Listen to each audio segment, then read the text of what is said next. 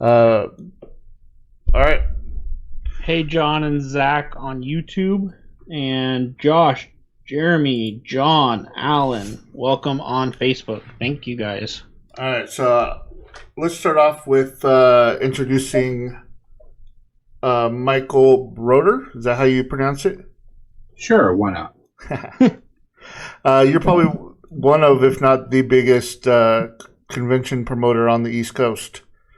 You run how many events normally on an actual year?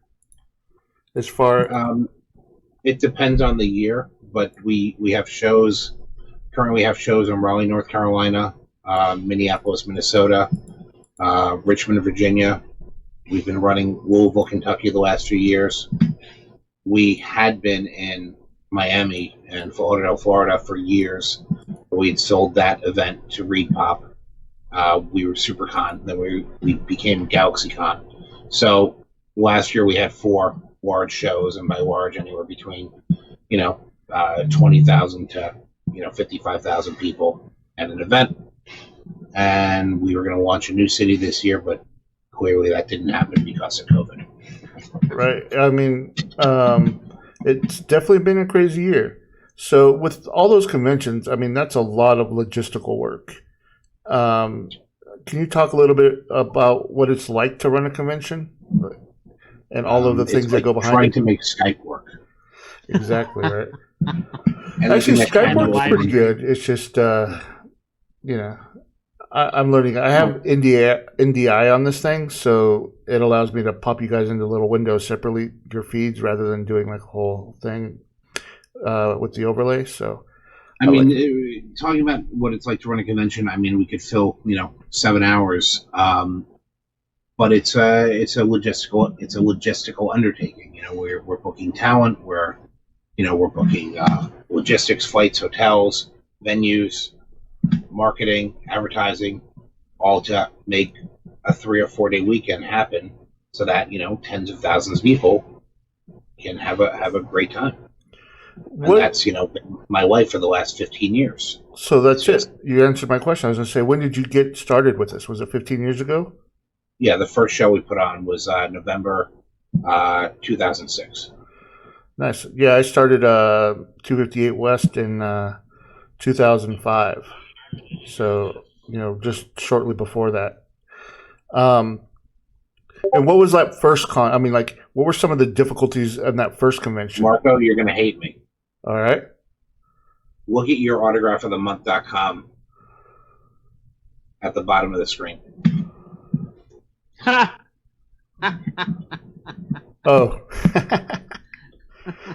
I put that in there as a test, guys. It's a test. If you found that test, you get the GalaxyCon code. But yeah, I'll have to take a look at that later.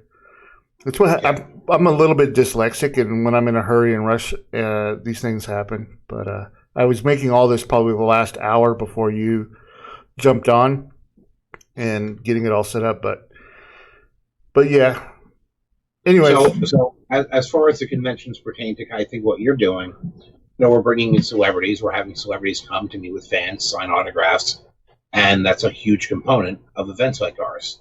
So you are you guys are in the autograph business, where you're dealing with talent in that manner too. Yeah. So we're our shows tend to have 50, 60, 70 celebrity guests, voice actors, from anywhere from your David Tennant's Doctor Who, your William Shatner from Star Trek, voice actors from My Hero Academia, all that fun stuff, where they can come, interact with fans, take pictures, sign autographs. Clearly, can't do that right now, and so we've switched to doing it virtually. So now we're doing GalaxyCon online as GalaxyCon Live, and we're doing events every week with a lot of the talent that we had at our shows, and a lot of talent we've never had, and we're doing the Q&As like you would find at a show. We're doing autographs like you would have at a show, where it's just all by mail, and we're doing live video chats where you can talk to your favorite celebrities. So you can't go see Tim Curry live at our show, but you can talk to him on your computer, kind of like this, in a virtual chat session. So, for example, you're going to have on August 14th, right? It's the Achievement Hunter group. Achievement Hunter group. So, walk us through a little bit how this works. So, say somebody's new to this. Hang on. Do you have the next one? The picture for the next event? Yeah, the Once Upon a Time. Bring that up. That's Okay. crazy. All Bring that right. up. So, there we go. We got Once Upon a Time here. There you go. Okay, so I've had all three of these ladies to our events. Actually, no, I've never had Jennifer. We've never had Jennifer Morrison at one of our events. I've had Emily DeRaven and I've had Kristen Bauer, but I've never had Jennifer. So we did an event with Jennifer about a month and a half ago with her and Karen Gillan from Doctor Who and Guardians of the Galaxy, and now she's come back and we're doing a Once Upon a Time event. So this is on August 15th. On August 15th it's at 12 p.m. Eastern. We're going to have a Q&A where Patty Hawkins, who's our host, will moderate a 1-hour Q&A with them.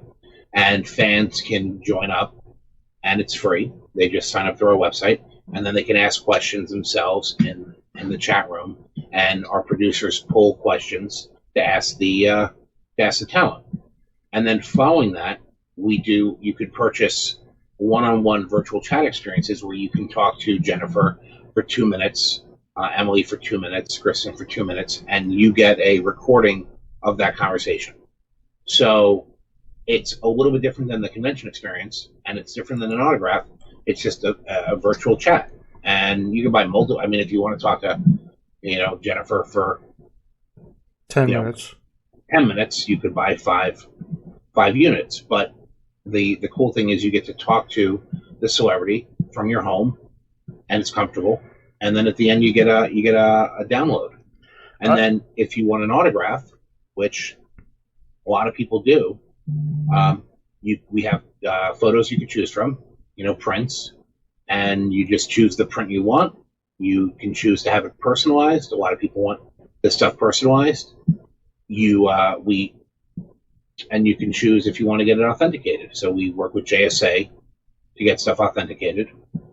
And I'm sure you guys have talked about authentication on here. And, that's actually going to be one of the upcoming shows. We're going to talk a little bit about that. But yeah. Okay. We've had a lot of people that like the authentication aspect of it. Mm-hmm. It's worth, paying an extra couple of hours to have JSA give their little card and put it in their system.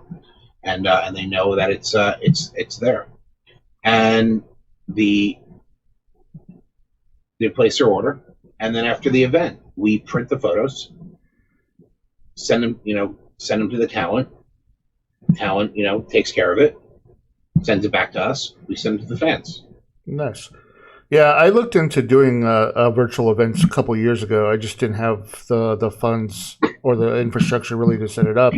And some of the things, I think now that they have like Cameo and some other things like that, one of the logistical things that I kept thinking about, okay, so I have the actor and I have the person, they're going back and forth talking, but like, what kind of buffer is there? Like, what if the fan does something like crazy and just completely strips on camera type of thing? Or so I could,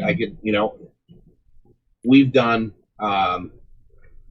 over 80 events in the last 3.5 months with over 190 celebrities so far that we've worked with.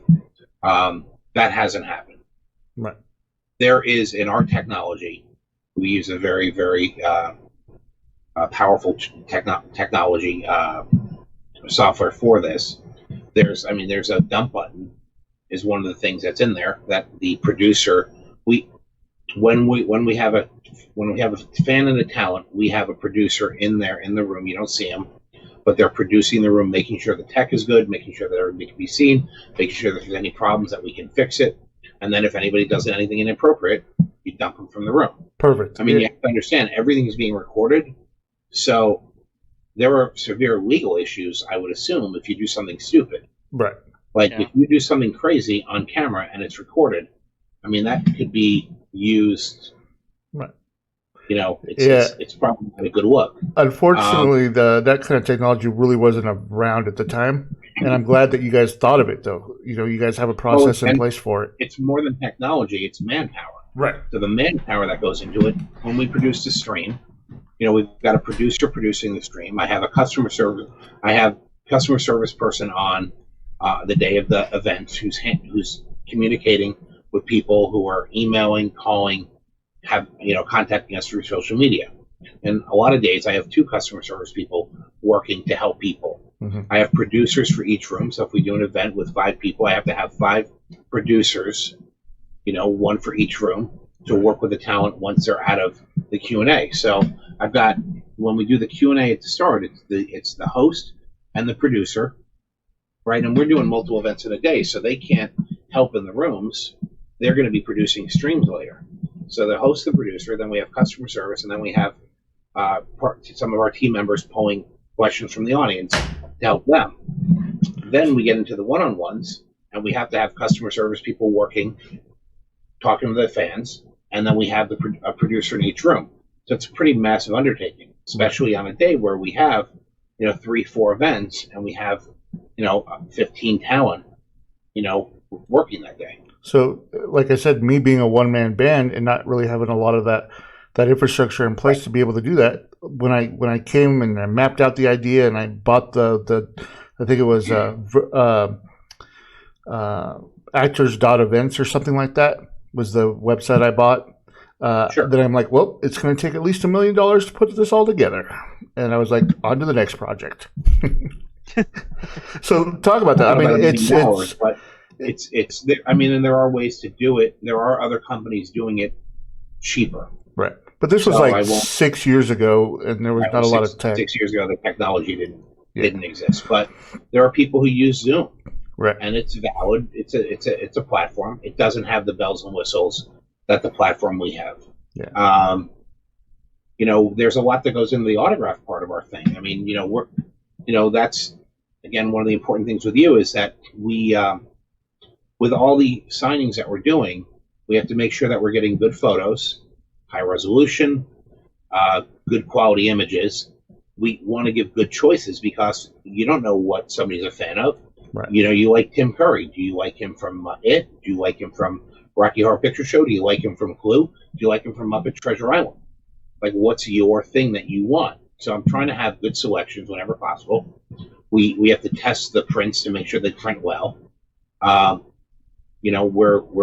printing, photochemical, to get the highest quality on a lot of these things, and we have to make sure that that they're coming back as not smudge, and if they're smudge, we have to get them replaced, and every bit of that process has to be handled.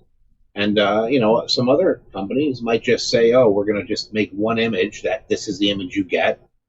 You don't get to pick. We're going to print it on crappy paper, and here you go. But yeah. you have to have quality control on that. This is where we cross over quite a bit. Like with my Autograph of the Month Club, I do a lot of times custom prints when I can, and I pick them out, and then I send them. Well, since 2020, I started doing where I send them to the actors for the first time, and what we do is we set up a Zoom call, and I basically record the whole Zoom call, and they're for them while they're signing the whole thing to make sure, and then I give them samples, I pack it up, I give them all the pens, I show sign here, and and also it's fun because we get to chat while it's going on, so it's not as boring, for them as well. And that's something new and something that I had to pivot to as well in March and whatnot. Even had a local actor here in the small town that I live in played Jason. He came to my house and we just hung out and just signed him at my gaming table. So cool. So at what point did you make this switch? Did you sit there and say, hey, we got to do this?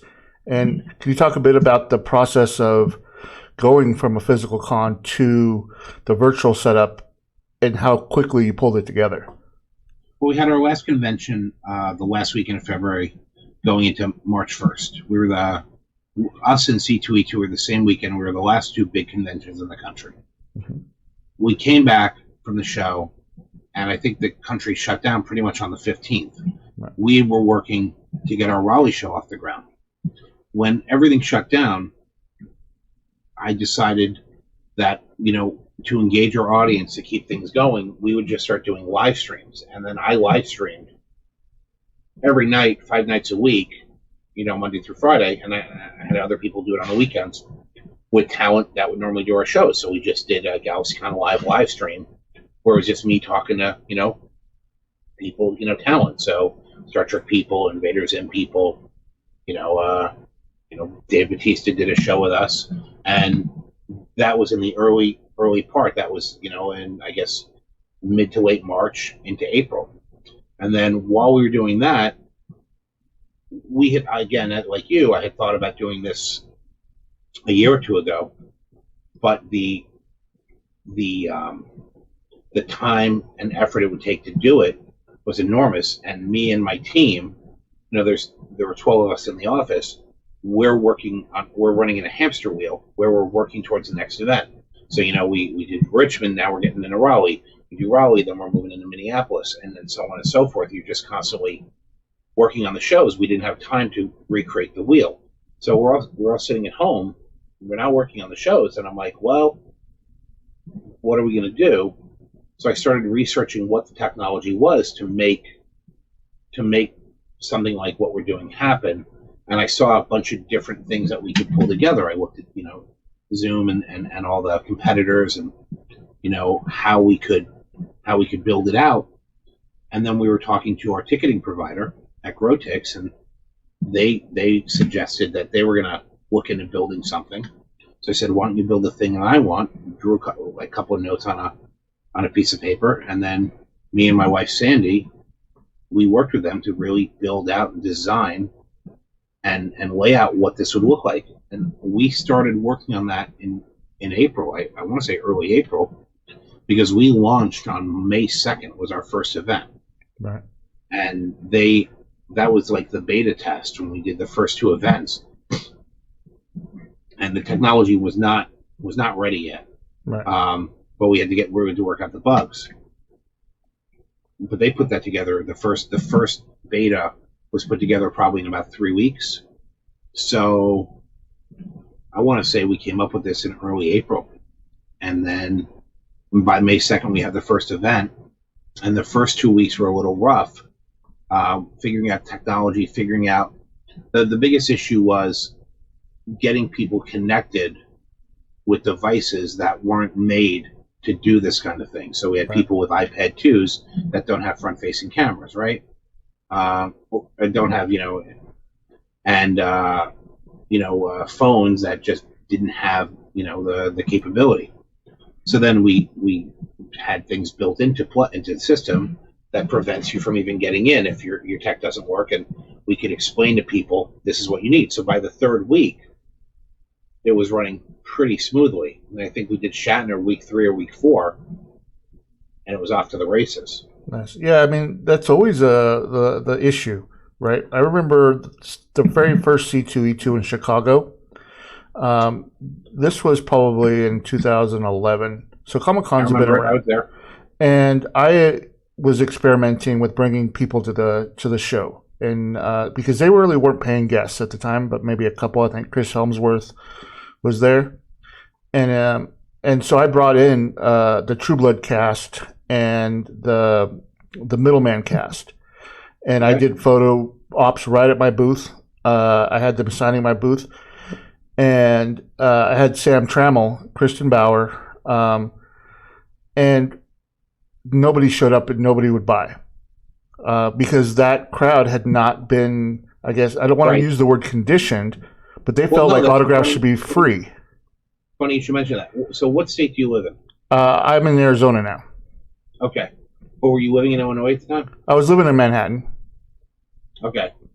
Chicago, at that time, C2E2 launches, but Wizard World had been running Chicago Comic-Con. I mean, previously Chicago Comic-Con, then Wizard took it over and did what Wizard does to shows, but Right. Wizard had a very strong autograph market. There were people that were going to Wizard World every year in that market to get celebrity autographs. Mm-hmm. Chicago had that audience. Reed with C2E2, their marketing really, they marketed to a hardcore either comic book audience or casual fan audience Right. that wasn't aware of, wasn't cognizant of the autograph component, didn't understand it. They didn't get the autograph collectors. They didn't get the people that were going for celebrity products.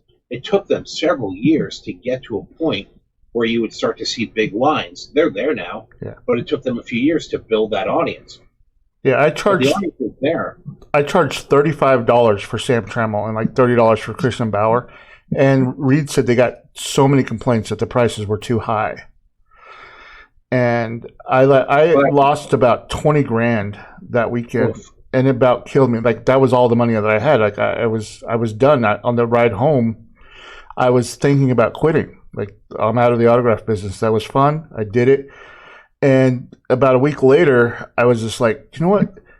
20,000, while it's a lot of money, that's like a semester of college now, right? And I learned so much that weekend, right? And so I was like, I convinced myself, you know what? That was $20,000 lost, or was $20,000 invested in education.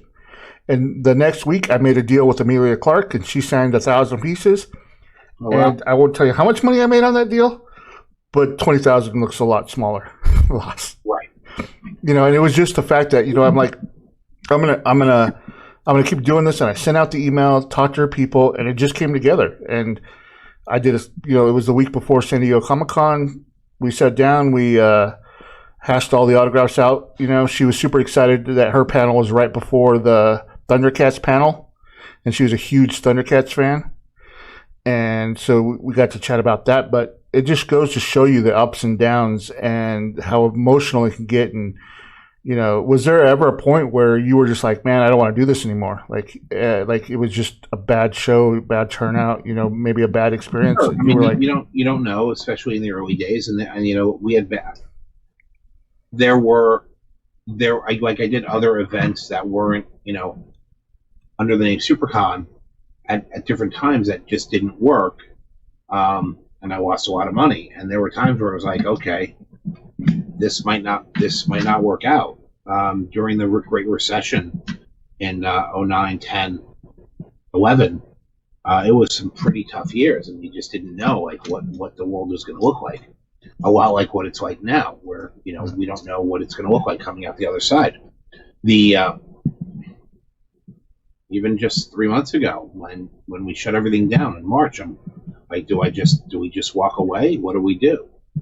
How do we stay relevant in the world? And I know a lot of convention promoters who just they just packed it up and they're just waiting it out. And I was like, we're not going to do that. We like doing this. We're going to figure out a way to stay relevant and to come up with new ways to engage with fans. But there were tough times. I mean, I did a show. I did one show where we lost a lot of money, and you're like, how are we ever going to get this back? right. And you're like, okay, well, you figure it out, and then the next two shows were very successful, and you're like, okay, we're back on the horse. Well, speaking of like times that changed, right? You have, was it 2008 or 9 when Twilight hit San Diego Comic-Con? Sure. And that flipped the switch worldwide, I think. And all of a sudden, Nope. What? I did a Twilight show in 2009. It was a goddamn disaster. Well, I meant for San Diego Comic-Con. No, the switch was flipped. The switch was flipped because of Iron Man. Was it Iron Man? I just It's remember. Iron Man, Big Bang Theory. Right. I remember. All Twilight did was brought in all those fans, but those fans don't come back. Right. Well, and Iron Man came before. Right. So you gotta remember. So the Iron Man film comes out in 2008. Okay. And Big Bang Theory, the other thing. Big Bang Theory comes out in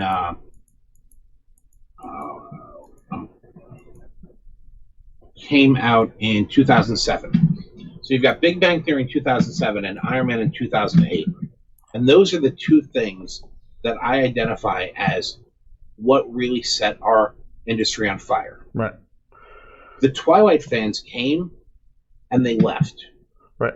It was huge. Well, because at that point I was just doing autographs, but I was going to Comic-Con every year. I'd go and sit in Ballroom 20, and I would spend there. And I was actually, if you go like on the YouTube channel, I have where I recorded the panels and threw them up on YouTube all the way from 2007, like the Supernatural ones. And then Twilight happened. Hall H, the tickets sold out almost within a day, where before you could get them 3 months after the launch, right? You could buy them. But then Twilight came out, and then all the tickets sold out day one. And everybody was like, whoa, how do I get my ticket? How do I get my ticket? I want to go. And then that created all this buzz and this thing. And then the next year it sold out within seconds. And then there was a waiting list. And then the people the Twilight fans went, they were camping all night long in those lines, which then made all the other Iron Man, the other panels, people want to camp out as well. And people are sleeping in the lines and then going to a hotel to shower and coming back to the lines. That's when I say that I saw Twilight, was because it brought that to that Comic-Con crowd, which then created this, what I call FOMO in like the crypto business and stuff, where everybody was like, I need to get my ticket. I need to get my ticket right away. And then all of a sudden, all over the place, all the other cons started filling up because like, well, if I can't go to San Diego Comic-Con, maybe I'll go to Dragon Con, I'll go to SuperCon, I'll go to this. And I saw a huge boom, which also created a huge spike in the cost of getting an actor to sign and becoming a show. And then all the other shows are competing, and the prices kind of shot through the roof in a sense. Yes and no.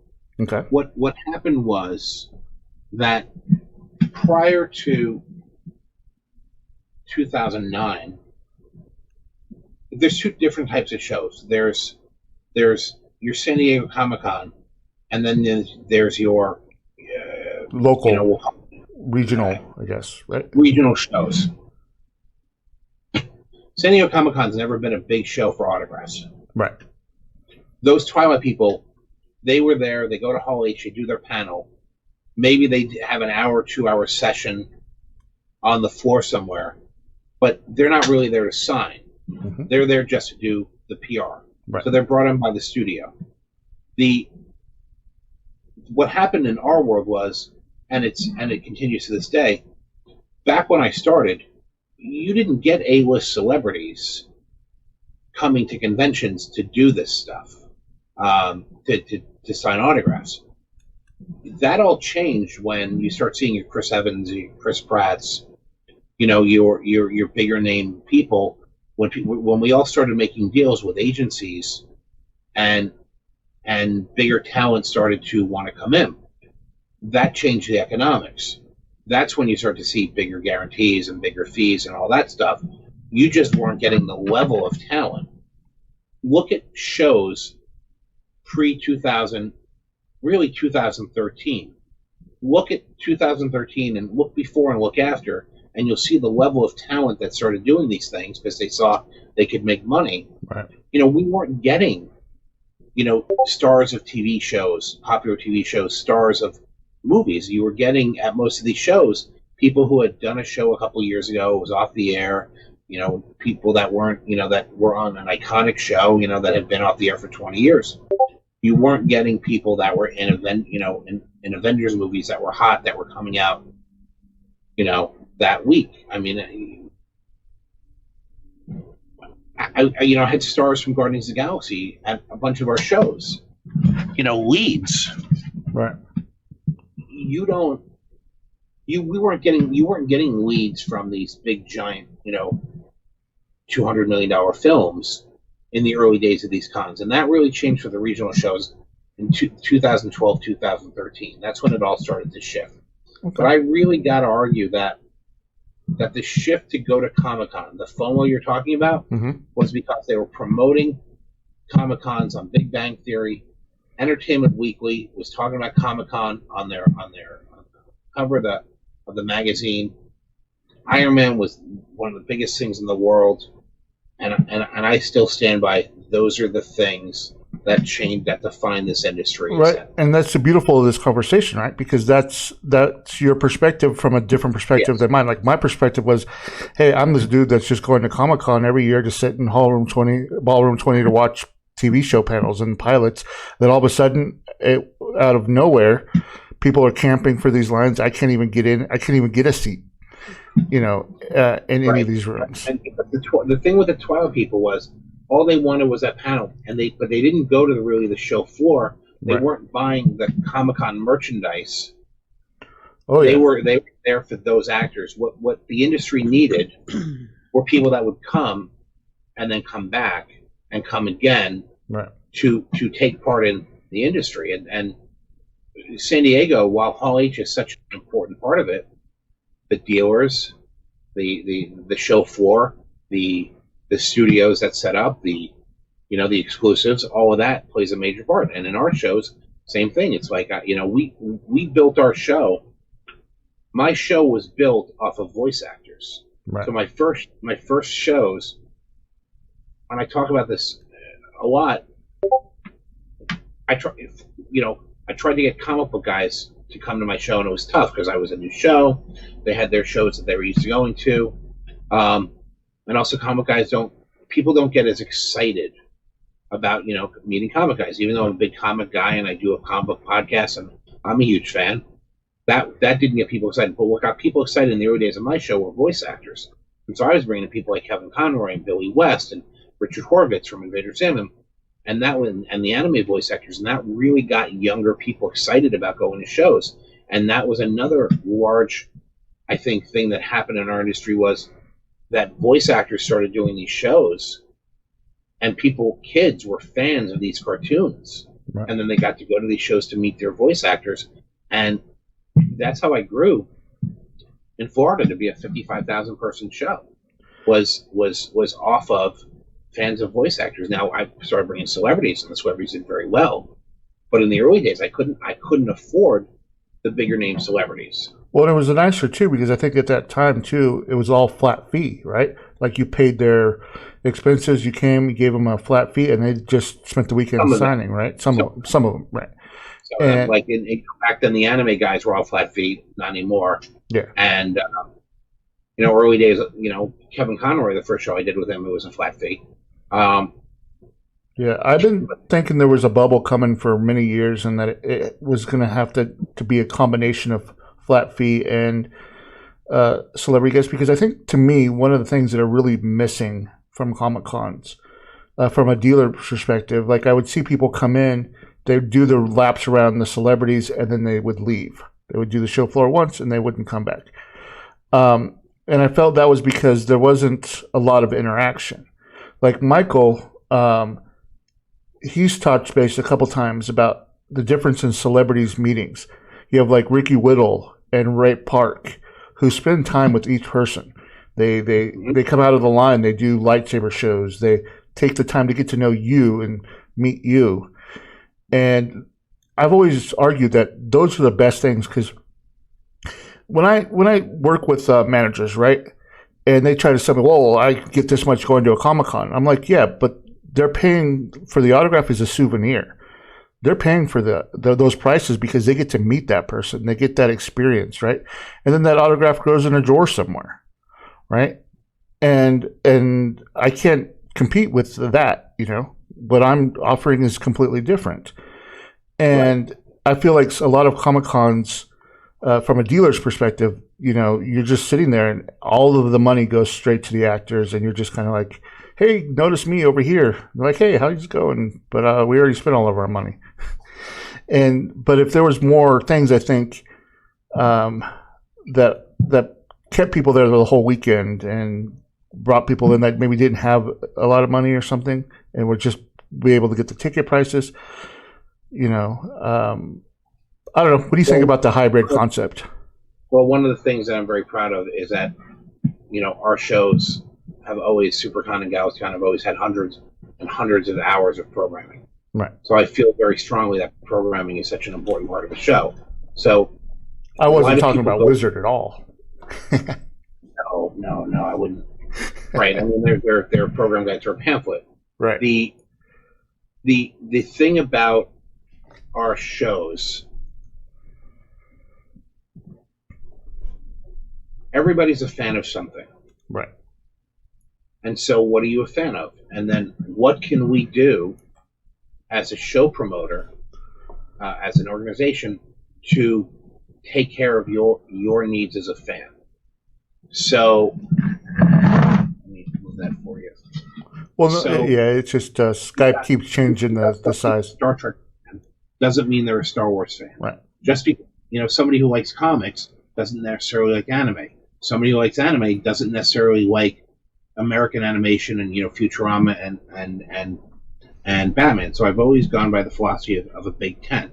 I've always felt that when I run a show, it's like a three-ring circus. You've got to appeal to multiple different audiences, and so and with that you have to program for those audiences. So yeah, I've always respected your shows because of that, and I've argued with promoters several times. Like I've gone to a show where they've overbooked it so bad and overbooked it in one category so bad that I was across from Christopher Lloyd one time, and he barely had 2 people in his line at a time, just because there were so many other guests at the show that people weren't coming to his table.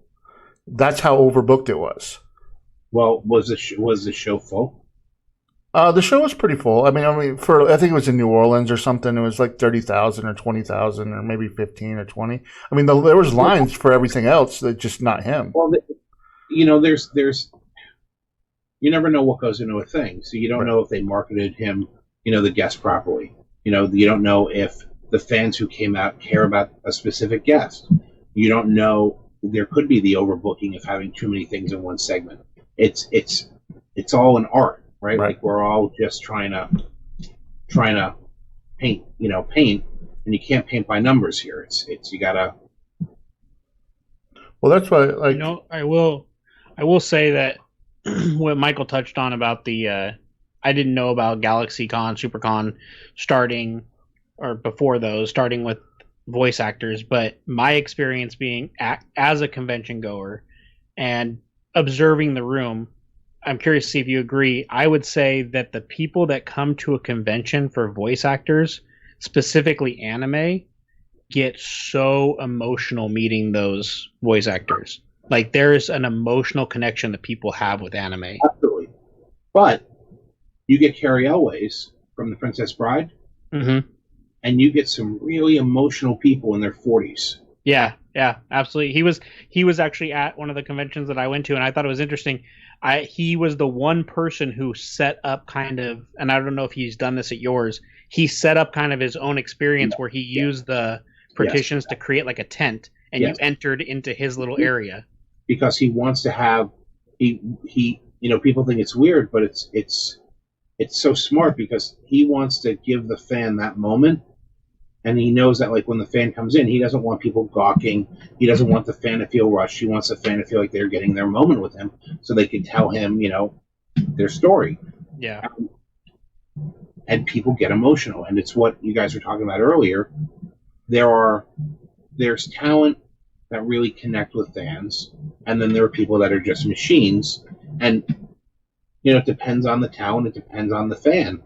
But I've seen fans get emotional for quite a few celebrities. I've seen fans get emotional for voice actors. But yes, the anime crowd, the voice actor crowd, does tend to get emotional.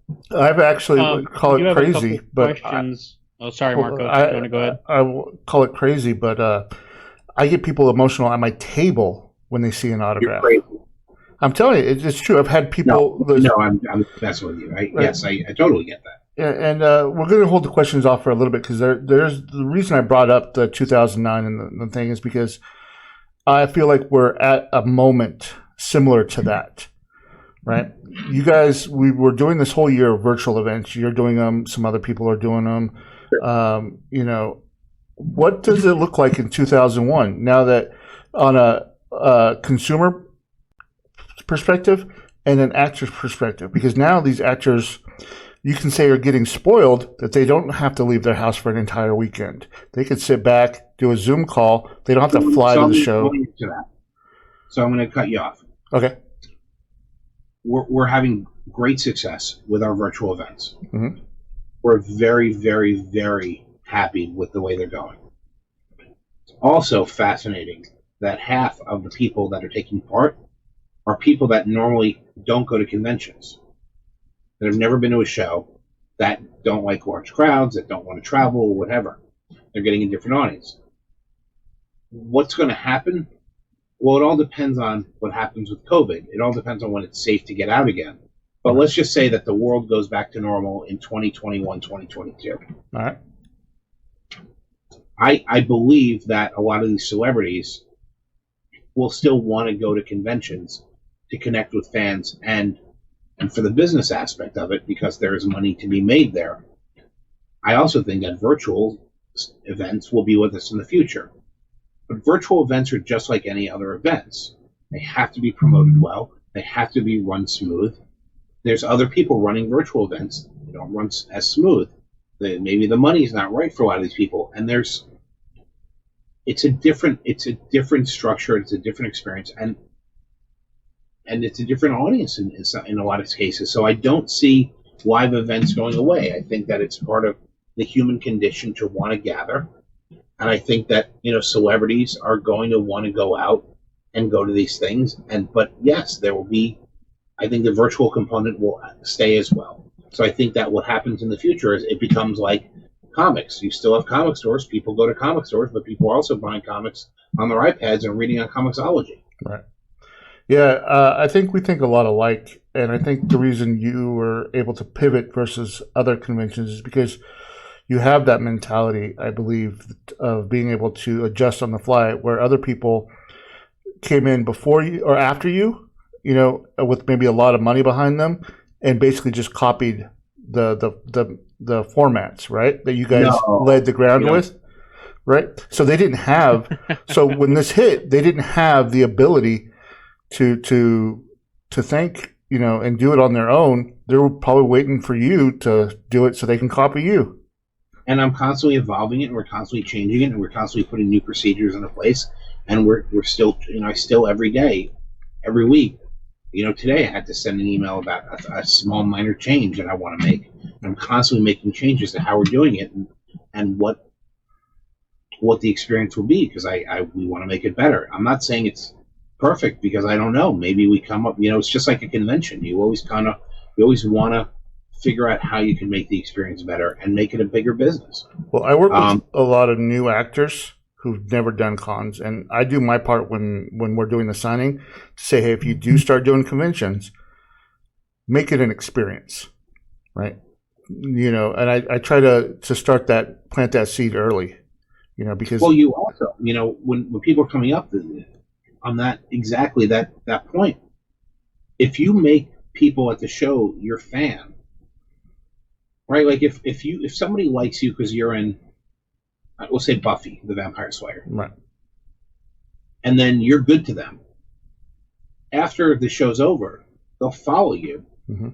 and if you're good to them at a convention with that experience, you get a fan for life. Yeah, I mean, Michael's talked about Ricky Whittle. I mean, probably every podcast that we've done. I don't know, Michael. Have you worked with Ricky Whittle yet? Yeah, Ricky's great.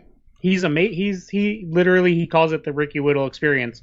And it was one of the best con experiences I've ever had. He was hilarious. He was amazing. And with that, I think if you want, we'll go ahead and start opening up to questions. You said you had it. Well, yeah, I got a couple questions here from people. I do have a question, though, for Michael before we get into this, bouncing off what Marco said. Do you see actually, because I agree, I think that live events, I actually think that as a consumer and running a YouTube channel, I've seen the niche of autographs is growing exponentially. People are starting to want more. They're starting to connect more, especially people being at home now. They're getting to connect more with shows and movies. But do you see not just the two different live events and virtual events, but almost like a combination of, so when you have a live event again, you can actually market virtual experiences and take orders for the live event on a virtual setting. Why I gotta tell everyone what I'm gonna do? Just my thought process. Marco, what are you doing to me? He's messing with your camera keys, so he's gonna fix it, and then it's gonna pop back up and cover me again. I think it's whenever their signal drops, right? It lowers the quality, which then shrinks your screen. And I wish there was a way to lock it. And maybe I'll have to research to see if I can do that. But so, Marco, when you edit this video, just edit that part out of my question so nobody steals Michael's ideas. No, it's fine because they're not going to do it as good as us. Yes, there's going to be a hybrid. Yeah, why not? Why not do something where there's a virtual component to a live event? We did it. We've been doing it in our live events. We've been having a virtual component. Last year in Raleigh, a year ago, last weekend, John Cleese canceled on us because he had to film in New York. So he couldn't come to the show. So we sent a camera guy to his hotel, and a tech guy, I should say, not a camera guy, a tech guy with a laptop, and we ran an event with him in a hotel suite, and we did the Q&A, where fans interacted with him. We did it, very similar to this. We did it with FaceTime, and John Cleese on a big giant screen, big audience full of people, and we brought people from the audience to talk to him at the laptop. Did it for David Tennant in Minneapolis last year also, because David had to cancel because his wife had just given birth, and so we just did it virtually with him. Well, that's totally what I was thinking that from, because I know that you're going to have that group of people that I think the first big conventions, once it opens up, are going to get flooded. I mean, there is going to be people that are just going to need to go, but then there's also going to be that group of people who are going to be afraid to go out, that aren't going to want to do that. Right. So then if you offer the celebrities, they have their floor time, and then they have their maybe streaming room time. Sure. William Shatner is 90 years old. He's 89. He'll be 90 by next March. Yeah. Is he going to be going to conventions, during COVID? No. Okay. Well, when there are big conventions again, maybe Bill can't make it to a show, so maybe you put him on the big screen. Well, I'm going to share with you the other half of my idea. So when a lot of shows, especially sci-fi shows, they shoot in Vancouver, right? Yep.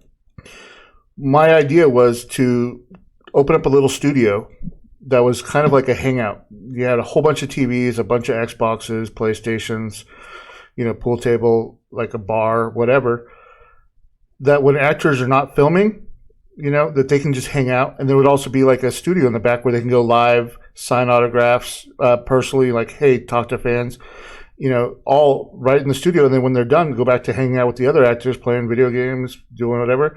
But the whole point was that when actors, especially like secondary or recurring characters, they have to be in Vancouver for 10 days, right? For the whole, even if they only have one scene, they have to be there the whole week in case they need them or they need a reshoot or a AR or whatever.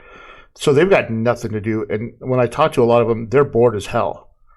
And I'm like, well, if you wanted to make some money, I threw the idea of like, yeah, that'd be an awesome idea. I could just hang out. And then when I be like, oh, you need 50 autographs, let's just bang these out and do them live or whatever. So there you go. You can have that one. All right, so we got questions from people in the chat. First is from Alan. He wants to know from Michael if there's any change on Louisville, or is it still not going to be a location going forward? Last year was my first con, and it was amazing in Louisville. We're not going back to Louisville. My wife's from Louisville. We love the town of Louisville. We're not going back to Louisville. We were going to move the show to Columbus. I had a contract for Columbus, but COVID happened, and but there's no way I'm ever doing a show. There's no way I'm going back to that building. The city officials, the building, it's just not. It was not pleasant, and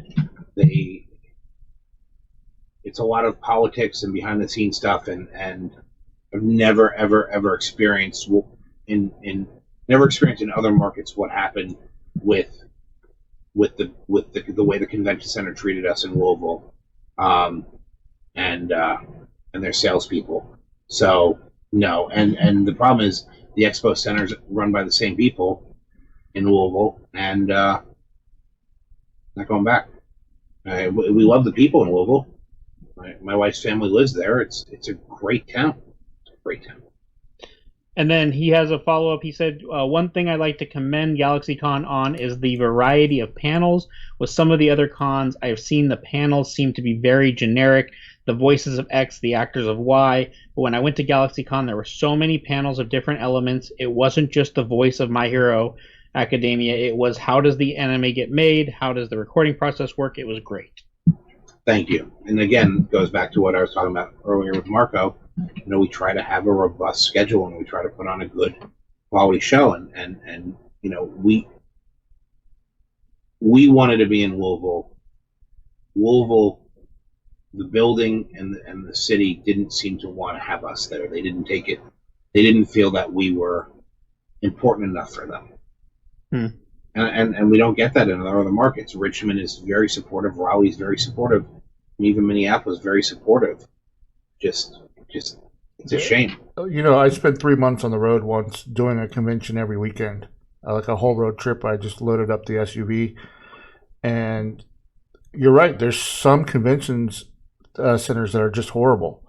I remember one time you, as a vendor, you'd come in with your breakfast, because you're waking up, grabbing your breakfast, you want to go set up your booth, and they make you throw it out. Like, no, there's no food. Oh, like, well, we're a vendor. We're just going to eat it and go, But when there's the concessions open, they don't open for 3 hours. So what does it matter if I have my breakfast now? Or, you know what I mean? Or they won't let you in this door or that door. And then half the time, the security has no idea what the convention is doing, and the convention doesn't know what the security is doing. It's just, there's a lot of them that are well run and horribly run. Security is it's not real security. It's door watchers. Another thing. So, Mike, what other questions we got? So we got. Also, I just want to shout out because we got people in there. So if you guys have any questions, this is the time to get them out there because we're going through them. So Jess Wright says, I have enjoyed that during this time, GalaxyCon has done live videos with celebrities and chances for one-on-ones with them and autographs. Michael, have you seen that it's easier to get celebrities to do these live videos than having them at cons in person?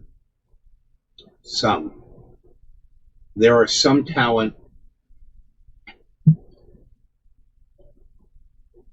It's a loaded question. There's some talent that really has likes this and wants to do it, and there's a bunch of people.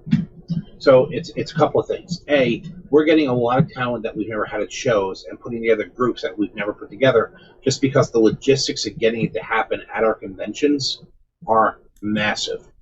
Getting everybody on a flight, getting everybody to the hotel on the same weekend, that, like, we just did something with the cast of Legends tomorrow. We're going to be doing another Legends Tomorrow event next month with even more of the cast.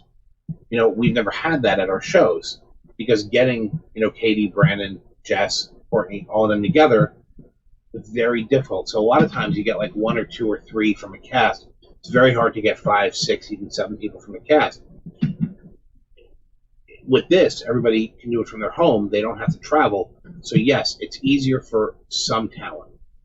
Then there's some talent that really enjoys this, like Bill Shatner loves doing this. And Bill, Bill gets a bad rap. I think he's a great convention guest. I think he's great at conventions. Some people think they've had, not great experiences, but I don't know that. Look, the Bill Shatner I've always experienced wants to go to conventions. He doesn't need the money. He wants to interact, but he really likes the virtual stuff. He's enjoying it because it's a different kind of experience for him, and he's talking to fans for 2 minutes. But there's some talent that has said no. There's some talent that don't want to do it, that think that it's not the same as doing in person. There's some talent that we've had to wait on. There's some talent that we've had to kind of convince, and we're constantly having these conversations. Yeah. But it's a mixed bag. So yes, so some it's a lot easier. somebody to commit to a thing and know they're going to be there because, well, all they got to do is just turn on their laptop. Yeah. I have the same issue, or I've always had the same issue, competing or trying to, I guess, educate the agents, right? Or offer them, because every single time I throw out an offer, right? They're like, well, I get X amount from this convention, or I get X amount from that convention. I'm like, well, yeah, but it's oranges and apples, right? We're talking a 1 hour signing versus an entire weekend. You have your travel, you have your going to the hotel, you're staying at the hotel, you're coming to the show, you're doing the show. I'm talking about 1 hour. And you want to charge me the same price as them going to do a show for an entire weekend? And they're like, well, it's just, and they're like, well, we only, this is what we charge, And I felt that early on too, like in 2005 when I started. They're like, autographs? What are autographs? And what is it like? I mean, can you maybe talk a little bit about the difference between getting an actor then, say like in 2006, 7 versus now, aside from the popularity but just. Well, it became more of a business. No. So the business kind of grew up. So back then it's a lot easier to get a hold of talent now. It's a lot easier to get a hold of managers. These days, CAA, ICM, UTA, they'll take your call. Back then, they weren't booking people in Comic-Cons. And then back then, you had a couple of people that were booking talent. That were the managers, the agents, the convention agents. But that really exploded as a business when the industry exploded. And so there's a lot more managers, there's a lot more convention, agents, and a lot more talent doing the thing. And then it's a lot of word of mouth. Like, one actor does a thing, then tells their friend, who then tells, another actor, and then that's how this all happens, right? Like,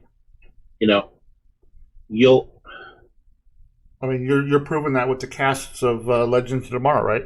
I'm sure every one of those you do, they're telling them, hey, you need to jump in on this. You got to jump on. So somebody has a good experience, and then they can tell somebody else, hey, you got to go do this thing. Same thing with conventions. So who was the guy who asked the question? What was his name? The one that asked that question was Jess. Jess Wright. So Jess, yeah. So some talent's been easier, some talent's more difficult, and it kind of just depends. We're trying to get, had a conversation today with somebody. We did a run through with somebody would be a really big guest, and I'm hoping to lock that down. Just kind of, I guess, and call them an A-lister, and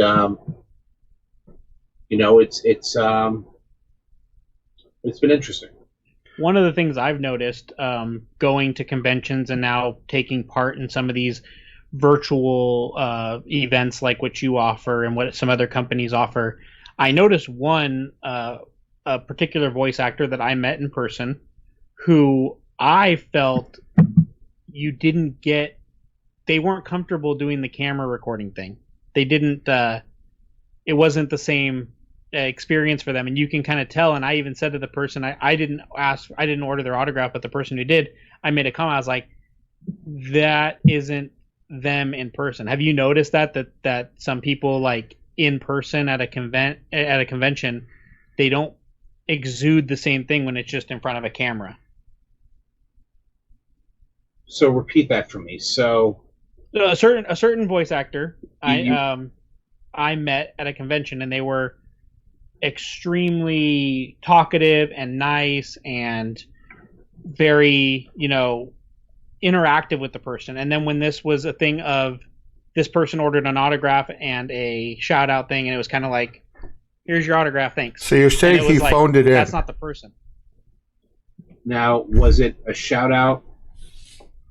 Okay. It probably like a V shout or something where, they sign the autograph.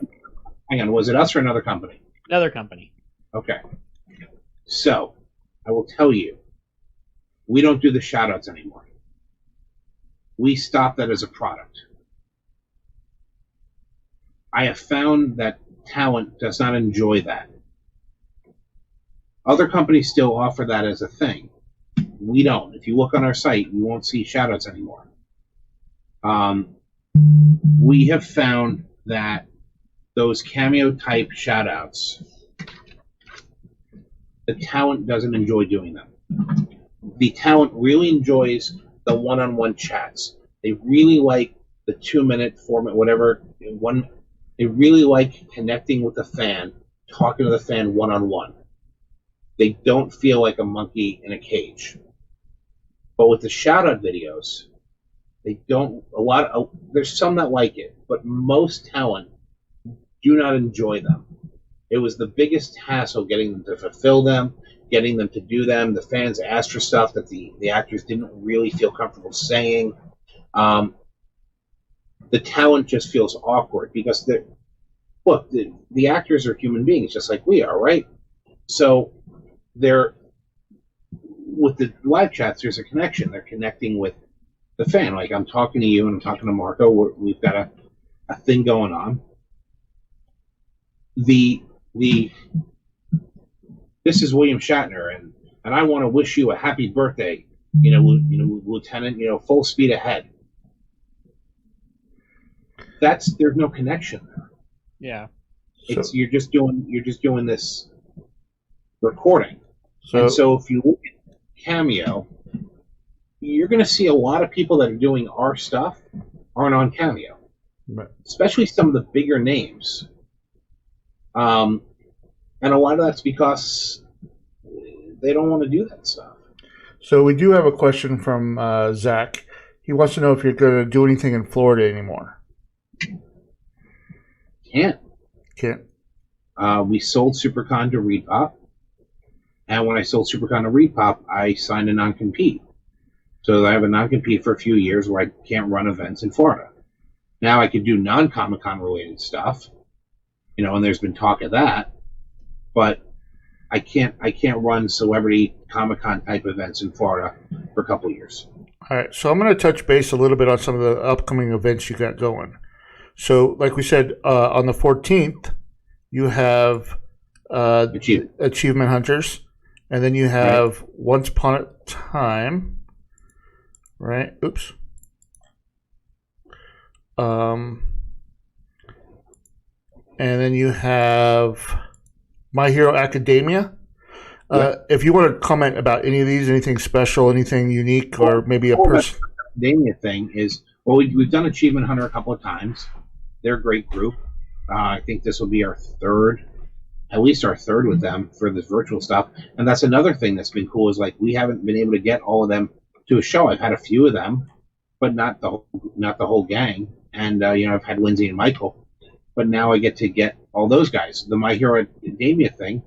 This has been cool because we keep doing different groupings of cast members. So like we've been doing a My Hero Academia thing pretty much every week for the last couple of weeks, but every week it's different cast members. So this says you have I think 2 or 3 listed on GalaxyCon right now for upcoming different casts of My Hero. So it says free Q&A. So talk about that. Does anybody sign up, or is that free Q&A with like the purchase of a chat or a personalized autograph? What is that? Can you explain? Like we'll use this one as an example. If somebody watching right now tunes in on Sunday to GalaxyCon.com, what is walk them through what they should be doing or looking to do, or their options, I should say. Oh, did we lose him? I don't know if we lost it. It looks frozen. Oh, well, we'll see if he comes back. Well, I'm going to go through these real quick. We have Jessica Jones on August 22nd. That's a big one. We have Bones on August 22nd. My buddy Eric Milligan there. He'll be there. Me and him go way back. I actually went on the Bones set several times. Got Will Wheaton. I think he's back. Are you back? Am I back? Can you hear me? Oh, I yeah. can hear you. The you. video is not catching up yet, but I can hear you. Let me reset the video, maybe. Yeah. Right.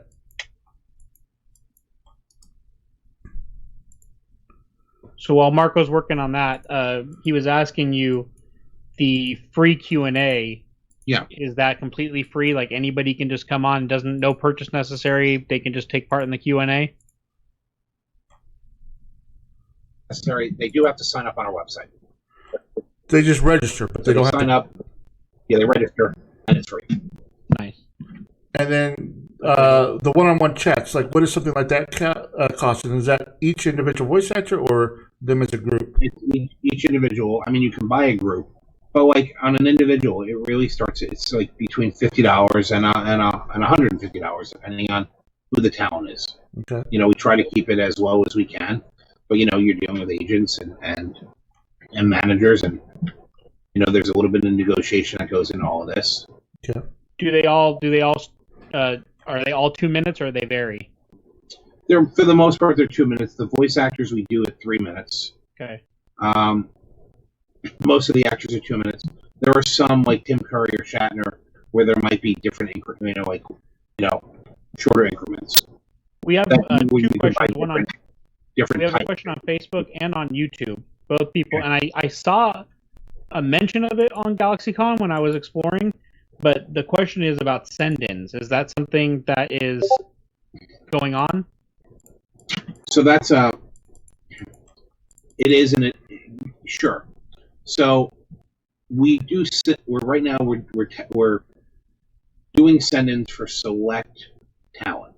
So we've done send-ins for Tim Curry. We just put send-ins up for William Shatner and Henry Winkler. So we're doing send-ins for Bill and Henry.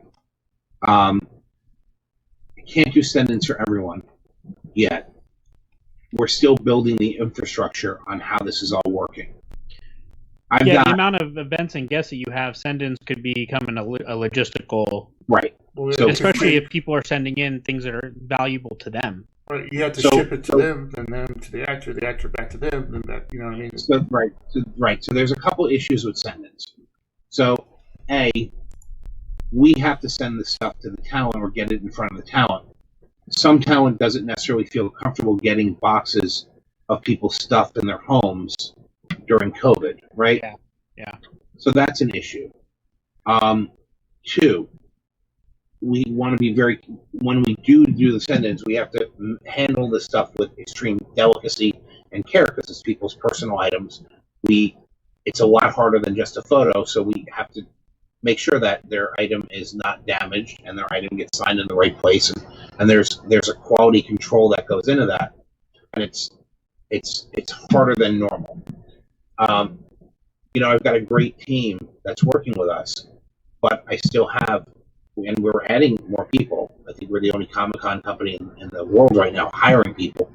But I have a fulfillment team of really 4 people right now, and they're working very hard on what we have. So adding the send-in element, I can't overwhelm them. So we're learning how to do things the right way. I hope to do more send-ins for, again, select people. It'll be when it's the right person. Now, the thing that we have started doing is I've started to add Pops, Funko Pops, as an item that people can buy. And so a lot of people want, a lot of people wanted Sam Witwer Darth Mauls. So we didn't do send-ins with Sam, but I added Darth Maul Pops as an item that people could buy. That's big. And we did that with Legends Tomorrow, with Katie Watts, with White Canary Pops, which even without her signature go for $50 on the secondary market, $40, $50 on eBay. But I got a few, and we put them up for sale. The same thing with Brandon Routh, the Atom. We in Superman we sold Atom Pops. So we've introduced pop figures where we can, and when I can get inventory, as supply. Yeah. And then, yes, we're going to do more send-ins, but it's going to be a slow process, and it's going to be select. So right now, I think, Shatner and Winkler and Tim Curry are the 3 we're doing send-ins, and right now there will be more. I don't know who. So Michael Flores on YouTube wants to know where he can locate the directions on how to do send-ins for Winkler and Shatner. It should be on the website. It should be, if they go to GalaxyCon.com and they scroll down to the Shatner Winkler event, which is on August 29th. And then they click on find out more. That'll take them. It gives them like the ticket buying options and the instructions. Right. And then under ticket buying, send in William Shatner autograph on an 8x10 and comic books. Send in William Shatner autograph on an 8x12 to 12x18 piece. Send in William Shatner on figures, smaller toys, photos larger than 12x18. And so the flats, like on William Shatner, the flats, the 8x10s and the comics are, $100, which is his normal price, and everything else his manager wanted an extra $25. So, but everything is different shipping costs. A larger toy is going to cost more for shipping than a 8x12. I want to take a minute to stress how much work it takes for that. That's the reason why I don't send ins. He's not really making any money on this send in thing, but he's putting in probably hours and hours of logistical work. So Be patient, guys. When you send stuff in like that to these things, because the last thing you want to do is, if they're offering it, cause a lot of problems, because it's easy to sit there and say, you know what, I don't need this hassle. It's not worth the extra. Well, we try to communicate. We try to have good customer service. I think that of the companies doing this, we have the best customer service team, and we try to be transparent. And look, think about this: the Shatner Winkler event's August 29th, so we're expecting people to get us their items, I think, by like September 7th. On September 7th, everything has to be in house so that we could ship it to Bill or ship it to Winkler. Then it's going to take 5 days to get the items to them. They get the items. We have to set up a time where we're going to go through it with them and watch them do it, and like Marco was saying, and set up that call, and oversee it all. So that could take a few days to get that done. Then they got to ship it back to us, and even if we do it like an express, 1 or 2 days, then it comes back to us. Then we have to process it, pull everything out, make sure everything's right, attach the right, stuff to it, and then print the shipping labels for the fan. Get it certified if they want it certified. Get it certified if they want it certified. That takes a few days. Yeah. It will take up to a week. And we're lucky because JSA has 2 offices. One of them is 3 blocks from my office. There you go. So we have a great relationship with JSA. James Spence III runs this office down here, and he's got a great team, and they just send somebody to my warehouse and they knock them out. But like I think we have a JSA guy coming in on Friday to work with us on all the stuff that we got in this week, and so that holds up the process 3 or 4 days. Then we ship the stuff, and you're talking about priority mail or ground or service. That takes another week. So it all adds up the time. It could take 4, 5, 6, 8 weeks. The more complicated it is, the more time it takes. So the patience is a virtue. But we're just trying to get everything done right. And then, God forbid, there's a problem where something gets smudged or something gets we have to replace it, or we have to, we got back some autographs from somebody, and there was a bunch of smudges because they put them in the when we send out autographs to get signed, every single one goes in like here's like a Tim Curry photo,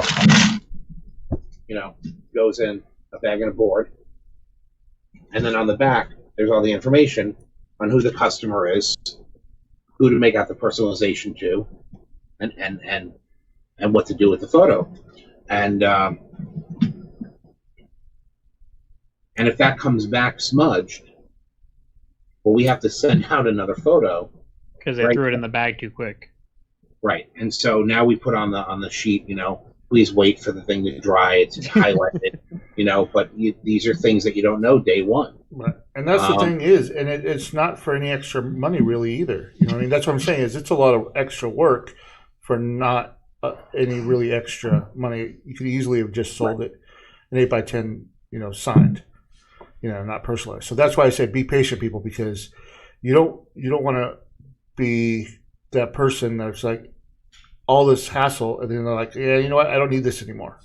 I'm just going to stick to generic. But people do want to know when they get their stuff, and they should. Definitely. We don't get upset when people ask. Right. No, I agree. I think what I agree with what Marco's saying, but at the same time, I think that you easily could have created hey, we have a free Q&A session, and you can buy autographs, and they're going to send you this generic signed autograph. I think we've heard the term wizard thrown around, and I'm sure you guys have seen what Wizard has done. I saw the little cards or some of the they're crap signing that the advertisements. It's advertisements or something. Yeah, Wizard should have went bankrupt a long time ago if it wasn't for the guy from CW. Waiting 8 weeks to get your advertisement signed. It's mind blowing to see some of the things that they're sending out as, hey, here's an autograph of this actor with 3 or 4 other actors that have nothing to do with their show, their faces on it. Look, I'm a fan. People in my office are fans. I understand what it's like to be a fan. You see behind me my Muppet movie poster, my Planet of the Apes poster. I'll move my screen over here. See some other things. Yeah. Right? Like this is my workspace in my office. Yeah. Right? I could take you in my other room where I have a bunch of autographs that are framed from, over the years of some cool stuff. I try to explain to our team, what do you got there? I feel ya, fan. Nice. Yep, right behind us at all times when we record. I've got Will Sandin and Sandy up here. I've got autographs all over the place. But do you have a 4-foot Mario statue? Oh yeah, the freaking Mario. I've got a Rocky Horror poster signed by Tim, Barry, Patricia, Nell, and Meatloaf because I had all 5 of them in Raleigh last year. That's amazing. I'm gonna roll up my sleeve. Let's have a competition here. But I had her sign it prior at another show. Yeah. All right. So speaking of promotions, you also have. Hang on. Before we do that, to Michael's point, it's important. It's so important to me, and it costs more money, and it takes more time. But in all of this, to just throw out here's this print that you get that there's no love put into it, there's no passion put into it. If you're a fan of this stuff, you want something that you're going to get back, that you're going to want to have on your shelf, that you're going to want to look at, that you're going to want to show your friends, that you're going to want to share on social media. All of this, and I just. That's why I feel so passionately about how we do things here. Is I never want anybody to feel like we just didn't care, that we just sent them a photo of something that's just garbage or junk. That we didn't. That we pack everything. You should see how we pack this stuff. Every photo we send to a fan goes in a top loader. As you guys know. A lot of the Autograph of the Month Club autographs came from a deal that I made with Michael. And I'm telling you, the way he packed them and shipped them to me, it took me at least 20 minutes to unpack each pack of They were you probably took your local post office, the entire bubble wrap or bubble packaging, because each one was in the thing he showed you, then wrapped up in that, and then wrapped up on that, and then in one of those giant cardboard boxes, and then each one was like that, and then each side of the thing was padded. And it came in and had 20. We have one shipping error or one thing get damaged out of about every 500 pieces. That's impressive because the post office tries to. They do. I'm incredibly proud of how we pack and ship our stuff, and that we've had so few damages with our eBay stuff, our Shopify store stuff, and it's because we spend on packing materials and the labor to make, because I don't want to have to replace stuff. Right. And a lot of the stuff we're sending, Marco, when I send you those autographs, those are one of a kind, or those are 50 of a kind. I can't replace them. Right. If I send you 100, if I send you 50 David Tennants, I can't just call David Tennant up and go, "Hey, David, I'm coming to your house. I need another 100 pieces." Right. Yeah. Yeah. It's not that easy. A year and a half ago, I made a deal for a pretty big autograph from another convention promoter, and it was for a sign out, similar to what we did with you. But they didn't tell me that the actor hadn't signed them yet, and that the actor was going to sign them later for them. And they've been chasing this actor around for a year and a half now. And they keep telling me, "Well, we can wait." I'm like, the deal was good enough for me to just wait, because if by some miracle they do get it signed, right, then yeah, I want them, right? But it just goes to show that actually, I just lost my train of thought where I was going with that. But anyways, I've been waiting, and the lack of the work ethic and care. But yeah, it's amazing. I loved working with you, and that's why I reached out to you for this. And this is my shipping manager, James.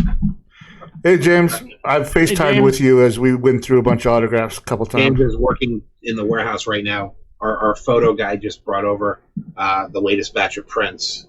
Yep, I was sorting for them packages. And he's getting stuff packed and shipped. So you guys are printing your own stuff? Because I started printing on my own stuff, and a lot of these deals that I make are so last minute that I print them up and ship them directly to the actor within like a day or two. Well, I have to print them because you saw the stuff I sent you or the stuff I sold you. All that stuff comes from actor stock, and sometimes these actors and these actors aren't autograph collectors. They're not autograph people. They don't know they don't get it. And then some of these agents don't do their jobs. Right. So the agents and managers printing garbage photos on, regular printer paper or regular, right. And now we've learned, I had to learn, what's the best kind of paper stock. So now I print everything on luster. Right. They don't stick to the top loaders.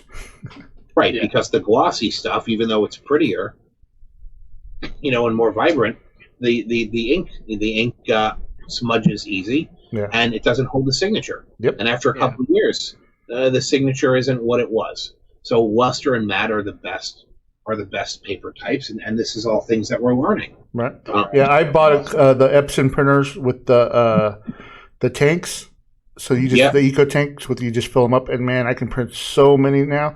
Those bottles are only like $6 to replace, and it's a little bit slower. But I do a lot of my own custom photos. Like you should have seen the Supernatural one I did last or this month. And well, we've got the Epson. We've got an Epson printer, one of the really nice ones. Yeah. And the photo printers, and then I've also got a guy who has a photochemical machine who prints photos, and he just when we put in big orders, so he probably, how many pieces did he bring today? He did 450. Brought 450 pieces over just now. Yeah. And that's on top of how many yesterday? He brought 600 yesterday. 600 pieces yesterday. I think one day we had 1,000 coming. It was like a day or two ago. So a couple of days ago we had 1,000. So I don't want to sit here and print, 2,000 in 3 days. I hit print, and I come back like an hour later, and that's 30. All right, print. There's another 30, but I'm only doing like 400. So, but I will say I appreciate Michael saying what he did about the the photo quality and the autograph, because that's one of the things I think that sets Marco apart a lot of the time is. He creates these custom photos with an area to sign. He tells the talent, hey, this is the sweet spot, sign here. That's great. And I feel like that's kind of the attention to detail that, you give, that you're, relaying that you give as well is you see so many of these autographs, they're like, here's the darkest part of the photo with a black Sharpie. Barry Bostwick is one of my best friends in this business. I love Barry Bostwick. He is the most awesome human being you're ever going to know. You're a Rocky Horror fan. Absolutely. Rocky Horror, Mega Force, Spin City. Barry Bostwick is the coolest freaking dude. He's such an awesome guy. He loves the fans. He's so great with the fans. He sells underwear, for God's sake. Oh yeah, he signs underwear. Yeah, And he really does give the Barry Bostwick experience with fans. He'll sit and talk to a fan, and really he engages with the fan clubs like them. He's always constantly talking to the dude who runs the Mega Force fan club, the dude who runs the Rocky Horror fan club. You can't ask for a better guest. Barry Bostwick has the worst photos on God's green earth between him and his manager. Well, he's got a bunch of different convention managers. He sells underwear. My wife's asking me why he sells it. He sells underwear because Barry. Oh, why don't I sell? Oh, we got to sell underwear for Barry. Oh, yeah, we got to sell underwear for Barry. I personally need you to somehow set up a send in, because if you see, Tim's got a lot of friends here that are unsigned, right? That need to be finished off. So next time you got a Rocky Horror set up with send right. in. All right. All right. Well, you just if you talk to me offline, because I'll take care of you on August 29th. I'll make it. All right, so this is an example of what I did. So I did a signing with Nick Stahl, right? So right. I did the Terminator. I did the background separate from the foreground. I added this band that you see. I whited out, right? Kind of, but it was still see through. I added the logo, and so that way when he signs in black, right there, it just pops. I see it. Go get me the 11x17s. Bring me one of the night shift posters. Bring me some of the 11x17s, the different ones that I just printed to test. Now we're starting to show and tell. But I'll tell you what I did. No, but I Mark, I see what you're doing. But like Barry's stuff is so bad, and like it's like printed it off a book. And then I'm like, Barry, you can't do this. So when he started coming to my shows, I started printing his stuff for him, and I would just drop off photos at his table. And he'd be like, "What are these?" I go, "No, you're gonna sign these because they're better. You'll make more money. People will be more happy to get this." And so I can't trust the managers and the talent to get, and it's just he just doesn't get it because he's not a collector. Right. And then, we're doing this event with Henry Winkler, so Marco. So I'll show you a couple of weird things. So like we're doing a thing with Henry Winkler. So here's an 11x17 night shift poster I printed. Right. I love this movie. Henry doesn't have it in his stock, and I'm like, I'll get you the file. Now you can have it in your stock. So Rocky Horror. So here's something we just made. Oh, that's cool. Nice. I love when you do the custom stuff. And so, look at who's on here. That is amazing. Know that I'm going to have this signed by all of them in the next few months. And there's going to be a lot of shipping back and forth. And then you're like,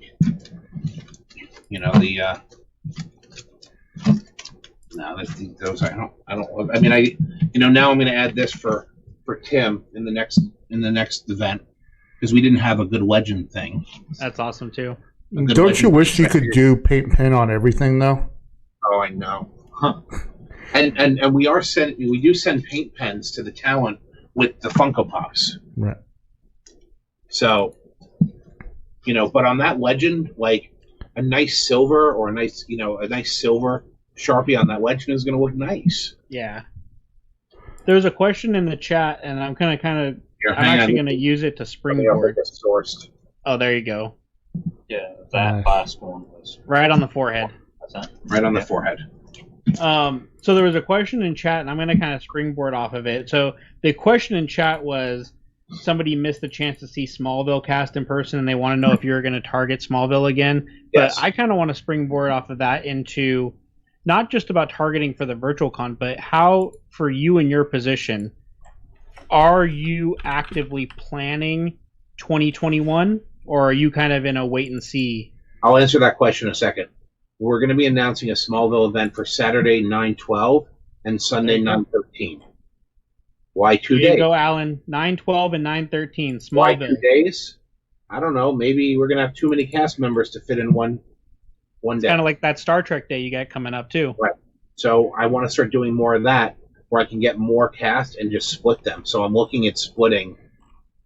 I'm working on a big Doctor Who thing to split people. I'm working on. There's a few other things. Okay, so your question: How, am I working on shows?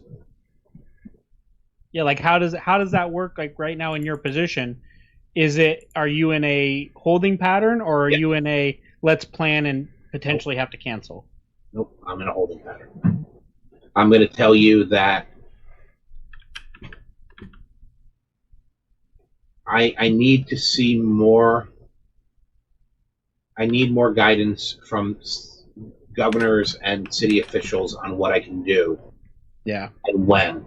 And I have to see a large event happen first. I mean, you can always And hold the it at a guidance school, changes every week. right? Those are Right. safe to We go have back to. see, Schools. right, we have to see what happens in the September, October. Like we're supposed to do Raleigh in December. Is it going to happen? I don't know. Do I want it to happen? Yeah. Do I have guests lined up that will come if it's safe? Yeah. But I don't know. And I can't market anything because there's nothing to market. And I can't say am I going to be allowed to have 3,000 people, 5,000 people, 20,000 people in the building? So just on a run numbers kind of a thing, it's like, are we going to be able to have half the attendance or are we going to be able to have 35% of the attendance? Are you going to be able to have anything? And then there's the logistics of, are people going to be allowed to bring stuff in to be signed, or is it just going to be pre-signed stuff? And then look at the logistics of photo ops. Are we going to have photo ops where you're standing on the other side of the room? I don't think you're going to have photo ops, and I think that your celebrity signature signings are going to look like bank tellers. Yeah. I think it's going to be like a bank teller kind of a thing where there's that plexiglass the sneeze guard. And do we get a vaccine? When do we get a vaccine? Do we get a vaccine in January? Do they get enough doses? I mean, who knows? I want to. I'm not. Look, I hope that everybody realizes I'm trying to be as truthful as upfront as possible. Anybody who thinks that there's going to be a large scale show, they don't know. Nobody knows. Because the convention centers won't even let you in. Yeah. I got one of my convention centers like, well, we just had our first event with 250 people. I'm like, great. What does that mean to me when I had 20,000 people in your building on a Saturday? Yeah, it's crazy. Well, you brought it up about Louisville too. Once things start to open, then you're going to also have the politics of, if something bad happens from an event, is it on the city for allowing a convention to happen, or is it on? There's just so much to it. Well, and then you in the right city with the right officials, they want to make sure that the public is safe. Yeah. And we're in some really good cities where they don't want to do anything crazy. Like, ironically, if I wanted, if like Florida, you could do a show in Florida because the politics here are a little different than they are in North Carolina, which is a very, is being very strict on this stuff. Well, that's why I was saying you could always hold it at a school, right? Those are safe to go back to. But I don't want to do a show unless I can. I don't want to do a show unless I can. It can be fun. Right. Yeah. I don't want to. I think this is where we're on the same page, man. It's all about the experience. Why do something, a half-ass just because you can, right? Right. I'm sure, Michael, I'm sure you, like I mentioned, I was supposed to go to Emerald City. We were supposed to go to Emerald City this year, Rose City. We had Washington State SummerCon, because we're on the West Coast, but we were supposed to do all those West Coast big shows. And I'm sure that you paid attention, the shit show that happened between the city of Seattle and Reed, and neither one of them wanted to blink. And Seattle didn't want to shut Reed down, and Reed wanted Seattle to shut them down, and it was so painfully obvious, and it just became a PR nightmare. It was disgusting. We live in. Look, and at the end of the day, it is a business, and that when we don't have the shows, it affects the business. It affects our employees. Reed Pop has a lot of employees. We have a lot of employees. I mean, I don't have anywhere near what Reed Pop has. And the good news is we've managed to keep most of our employees through COVID. And like I said, we're now hiring again. Yeah. And putting new people in. because of the virtual stuff. And I'm proud of that. I'm grateful that we have this opportunity to keep everybody working. But it's awful, man. It's awful. I have a lot of independent promoters that are friends, and the corporate guys. When these shows don't happen, people lose their jobs. Yeah. And so you don't want to see that. But at the same time, you have to worry about the public safety, and you have to worry about public health, and people having a good time at your show and not leaving going, well, that was a waste of time, money, and this was disgusting. Yeah. Yeah, like you mentioned before about people talking about the how they enjoy when they go to a convention, and that some people have said stuff about William Shatner, and I've told the story to Marco. I've had one experience that I would say was a bad convention experience, and I'm sure you have experience with this person, but Lou Ferrigno was a terrible experience for me personally, but I Now, think that what? So we can talk about Lou, and I consider Lou a friend, and I've had some challenges with Lou. Yeah.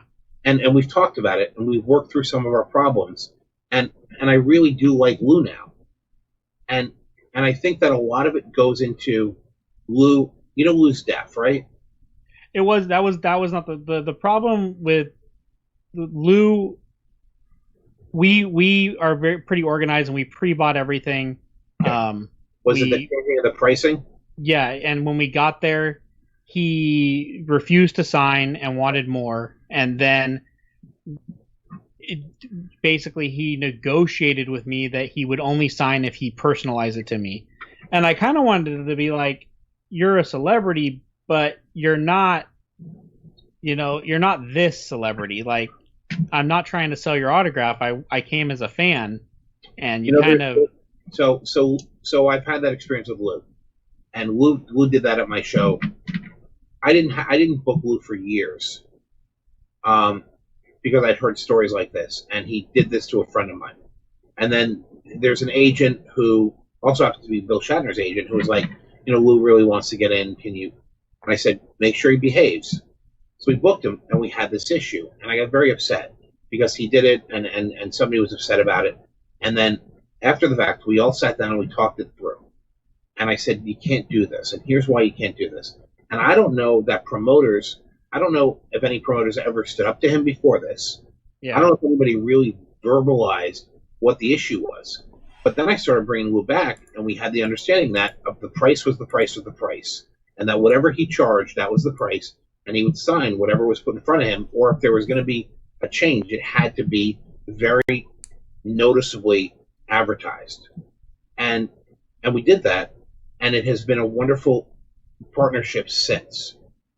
So I'm curious, when did that, because this actually was last year, and it's funny, in the YouTube chat, Michael Flores had a bad experience with him last year at Rose City, and That's where I was, at Rose City last year. Because there's a couple of things in play. It's his MO. It's his MO because it's a lot of those guys from the 70s. Adam West was the same way. Yeah. I was thinking the same thing. Exact same thing, but exact same thing with Adam. It was all about, well, this is this and that. And for some reason, those guys, whatever the reason is, believe that they're something more. I'll tell you what I think it is. They did these shows at a time when they didn't get paid a lot. Yes. Right? And actors, and then they went and they lived a long time with almost no money, and they saw everybody else making money off of them, left and right, and it kind of stuck with them, I think, mentally. Like, hey, this person's, you harden up. You're like, well, you're making money off me, so I'm going to make money off you. Mentality. Right. And I think that I think exactly what Marco said. Yes. These guys went years not making any money. You got to think, Ferrigno in the 90s, early 2000s, he wasn't making real money. His career was over. He was getting residuals on The Incredible Hulk. Adam West wasn't getting residuals on Batman from 1966. So they're seeing people buying their stuff and then reselling it on eBay or making money on a thing. And so that changed them. And so, I would say to promoters, it's the promoter's job to work out the problems with talent and their agents. And I get hot-headed sometimes, and I get really angry, and there'll be art. But if you're going to book somebody, you gotta know the who's, the what's, the where's, and why's. And that's why when we book somebody on our website, we always we try to put the pricing on the autographs. We try to put the pricing on the selfies. I always try and work out a combo pricing. I always try and be as transparent as possible because I know people want to plan what they're going to spend. And I don't want there to be any shenanigans. And when there are shenanigans, I get upset. And then it leads, and there are shenanigans. Some of these agents are not, they're pulling shenanigans. And then they got to be confronted. And you have to say, look, if you pull shenanigans again, you're not coming back to the show. Your talent's not coming back. And I got to, in the early days when I was a small show in Florida, I couldn't wield that stick. But now when I've got larger shows, people listen.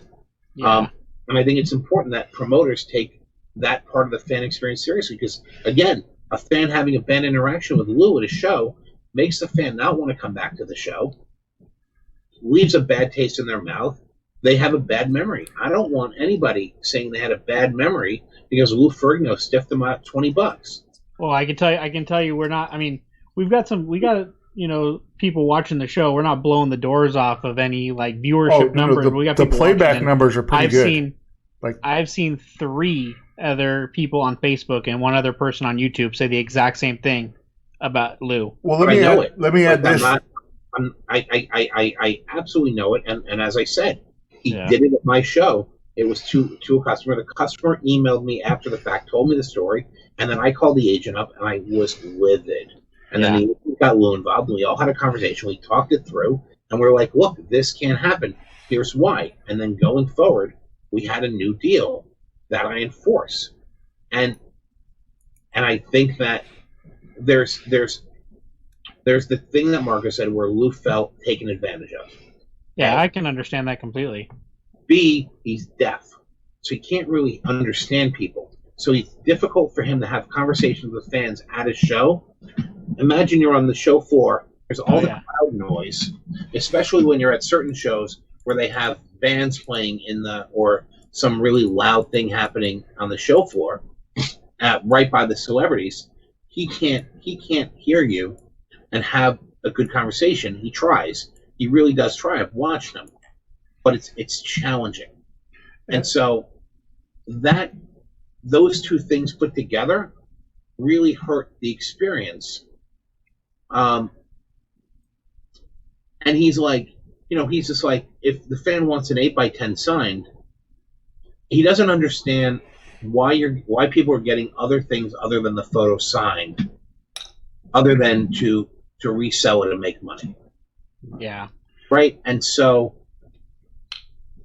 it just it's like I said, it's happened to me. It's stupid, and I talked to him about it, but we're in for me personally, contracts are worthless in this business. For me, because let's say I make a deal with an actor and we sign a contract to sign so much, right? And then they back out of it, I can't sue them, right? Because then no other actor will ever work with me. Even though it wasn't my fault, I didn't do anything wrong. I had a contract.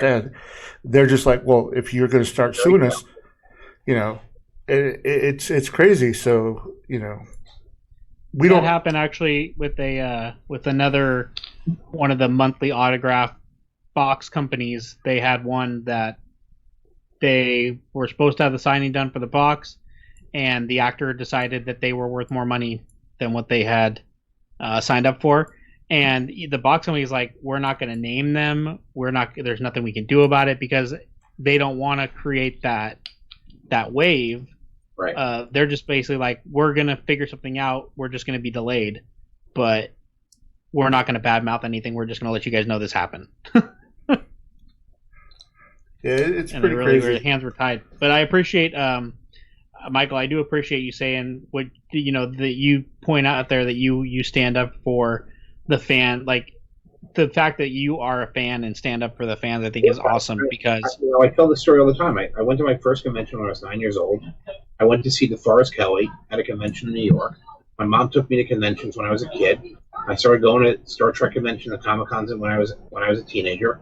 I really get what it's like to be a fan, and I also know what it's like to be a fan who's broke ass, who only had enough money to get into the door and maybe buy an autograph and a hot dog or something. Like, I get that, and I want people come to my show to leave my show happy and wanting to come back and wanting to tell their friend how awesome it was that they met Lou Ferrigno, not how Lou Ferrigno stiffed them on $20 because they brought him a Funko Pop instead of a phone.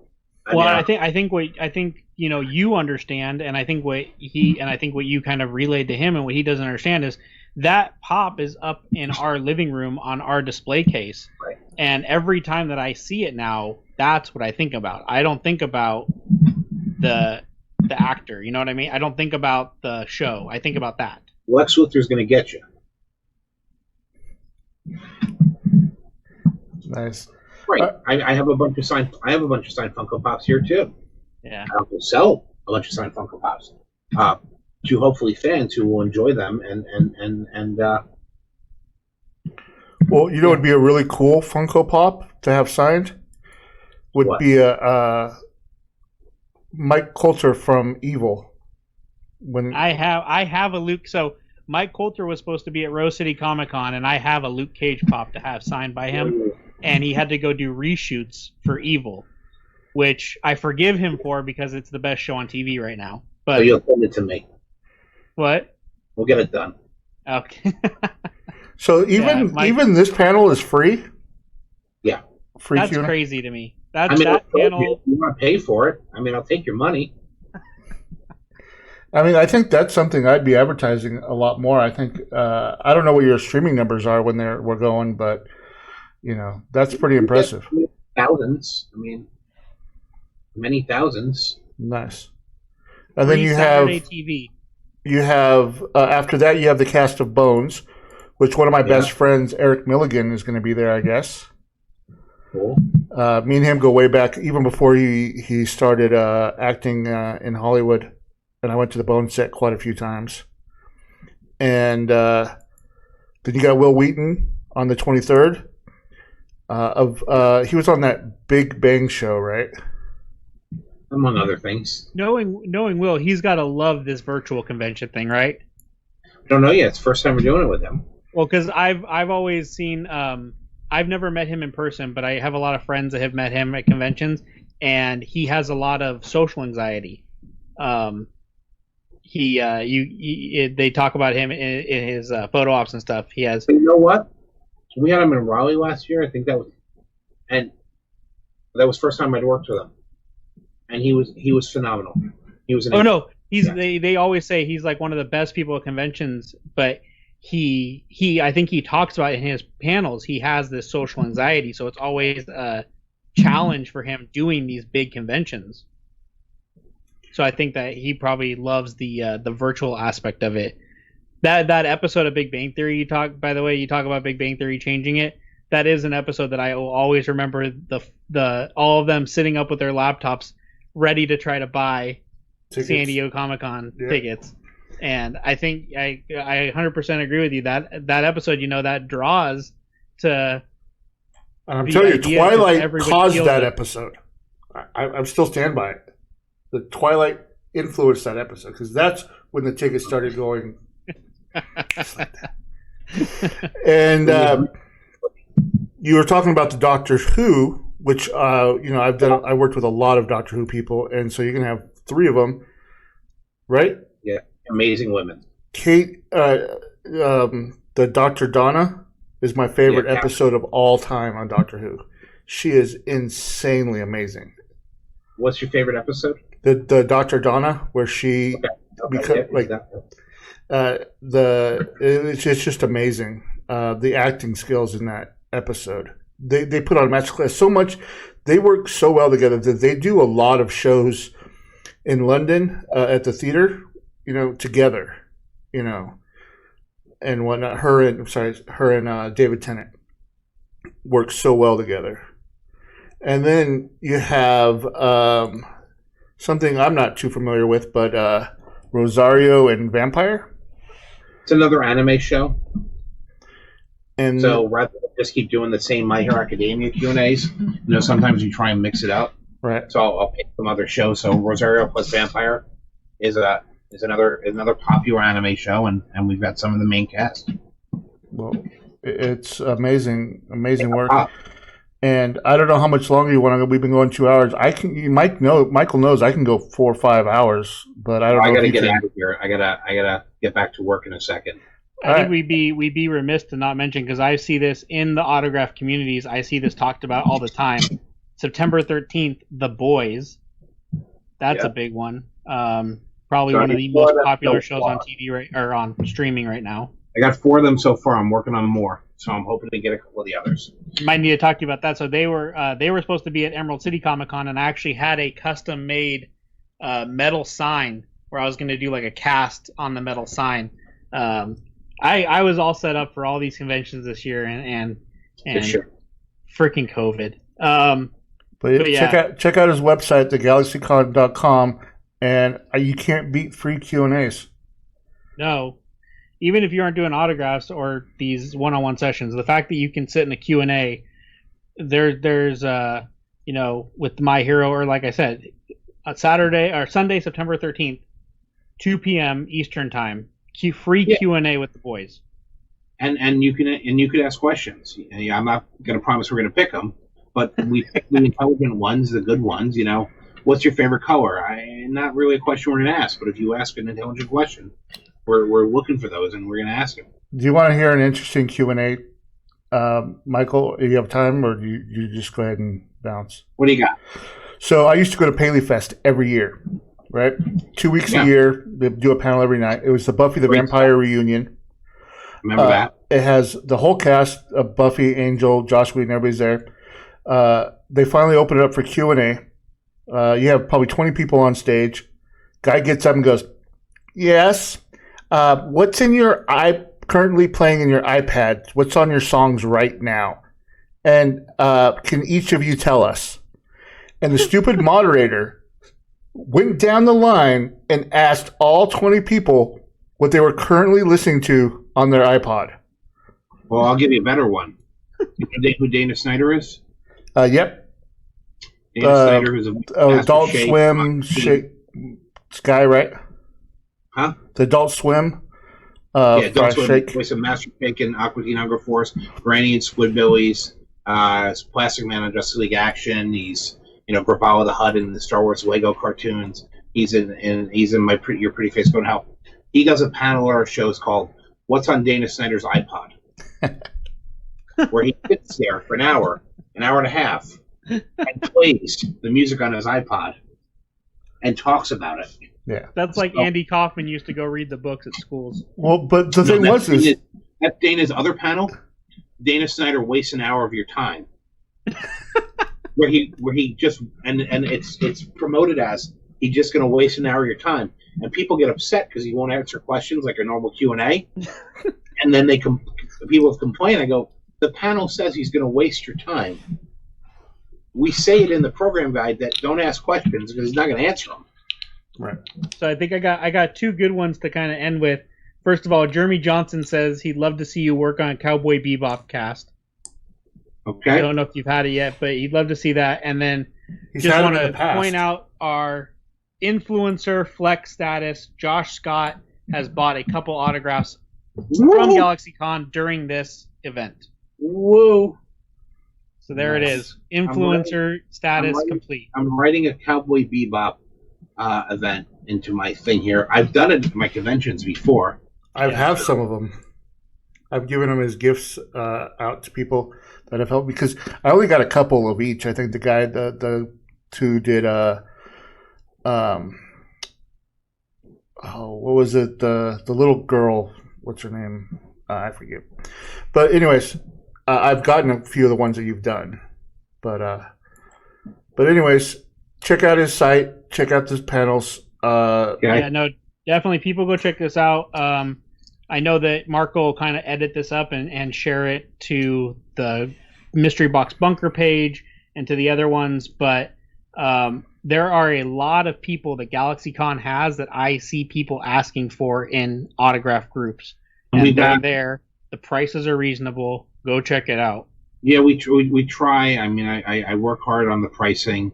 We don't take our cut isn't as much as people would think it is, but we're trying, and I think we've got 4, 6. I mean, I single-handedly support this guy by buying his sign-outs when I can.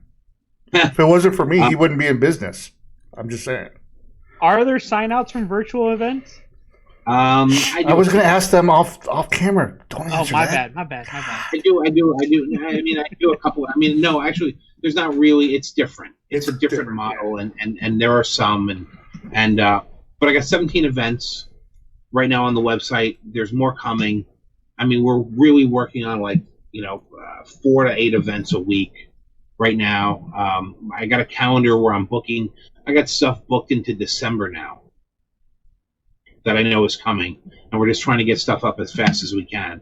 But, so you're based in Florida, right? And so if there's anybody watching that needs a job, I guess they should hit you up, right?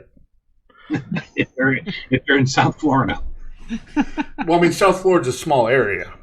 And if they're in South Florida and they know warehouse, if they know how to fulfillment management, if they know anything about this business. Yeah, Michael has an unboxing channel where they do unboxings, and that's how we met. And because he unboxes some of my autographs, and I make it so impossible for anything to ever happen to these autographs. I have them in the cardboard, then I put them in a weatherproof bag, so in case it rains and the postman leaves it on their porch, the autographs are still safe. And then they're in a top loader, and then there's like an advertisement in the sleeve. So by the time he's done unboxing, he's already like 5 minutes in. Yeah, it's nice considering he's a 1 autograph a month person to get that that length of video that YouTube wants. Marco's got the title for it takes so long to get to the damn autograph. That's awesome. All right, brother. All right, I think this has been a pretty epic chat. Yeah, and maybe in a really month or two you can come back. We could talk some more. I appreciate it. I'm happy to come back. And Michael, you'll reach out to me offline. We'll talk about those pops. Yeah, I'll slide into your DMs. All right. You know where to find me. All right. Thank you. Take care.